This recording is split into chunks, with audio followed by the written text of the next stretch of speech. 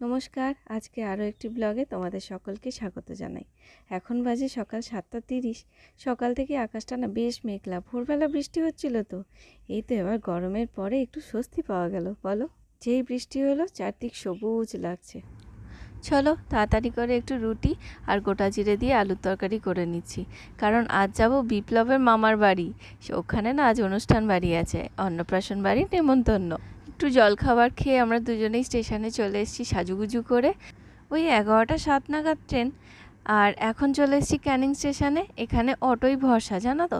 ক্যানিং থেকে যেদিকেই যাবে বেশিরভাগ অটোতেই তোমাকে যেতে হবে। আর এই নদীটা হলো ক্যানিংয়ের মাতলা নদী।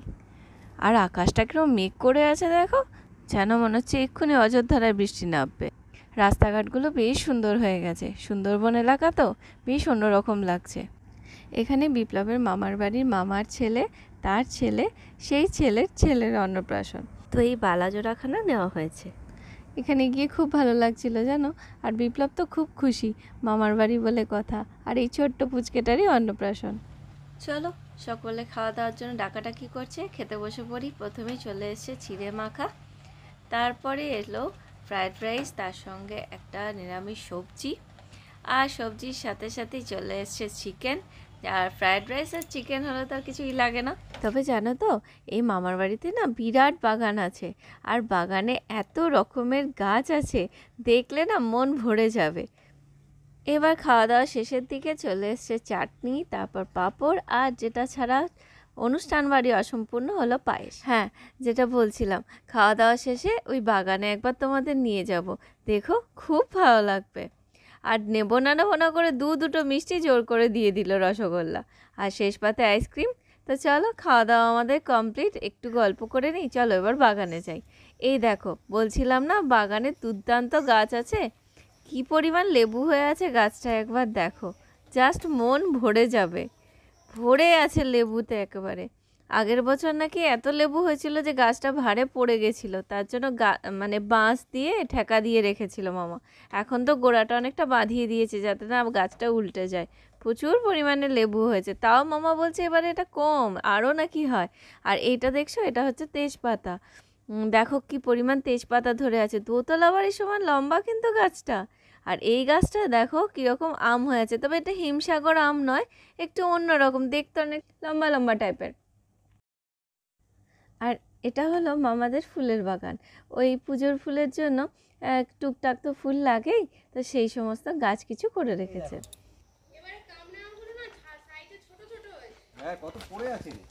পাকা আর গাছ ভর্তি কামরাঙা পুরো। ওরে বাবা, অনেক হয়েছে।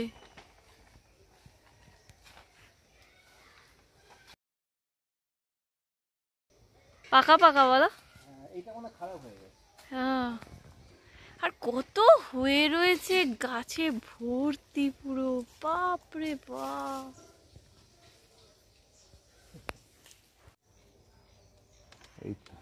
দেখো এটাও পাকা বুঝলি, চলো মশলা আছে তো, পাকা হবে মনে হয়। ওই যে ওইটাও একটা পেকে, ওই দেখো দেখো পেকে হলুদ হয়ে আছে ওই যে। হ্যাঁ, এটা এটা পুরুষ্ট হয়ে যাবে। হ্যাঁ পারো।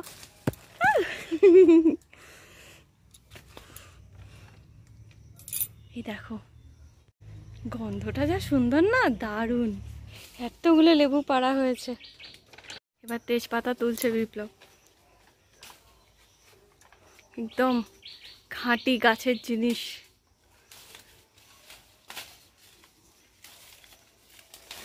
সেন্টটা তো ভীষণ সুন্দর।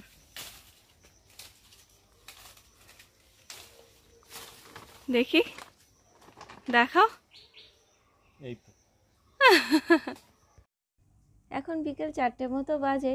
আমরা খাওয়া দাওয়া করে তারপর বাগান থেকে কামরাঙা, তারপর লেবু, তেজপাতা এই সমস্ত তুলে আর মামার বাড়ির সবার সাথে দেখা করে একটু গল্পগুজব করে এখন বেরিয়ে পড়েছি। চলো এবার বাড়ি ফেরা যাক। এবার ক্যানিং স্টেশনে পৌঁছে সেখান থেকে আমরা শিয়ালদা লোকাল ধরবো। আর স্টেশনে ঢোকার মুখেই দুদিকেই সমানভাবে রয়েছে ফলের দোকান, বেশ সস্তা কিন্তু ফলগুলো। চলো ব্লগটা তাহলে আজ এখানেই শেষ করছি। তোমরা সবাই ভালো থেকো, সুস্থ থেকো। আর আমার ব্লগগুলো যদি ভালো লাগে একটা লাইক, শেয়ার, সাবস্ক্রাইব করে দিও। দেখা হচ্ছে খুব শিগগিরই পরের একটা ব্লগে। ততক্ষণ তোমরা সবাই খুব ভালো থেকো, আনন্দে থেকো আর পজিটিভ থেকো। Thank you for watching.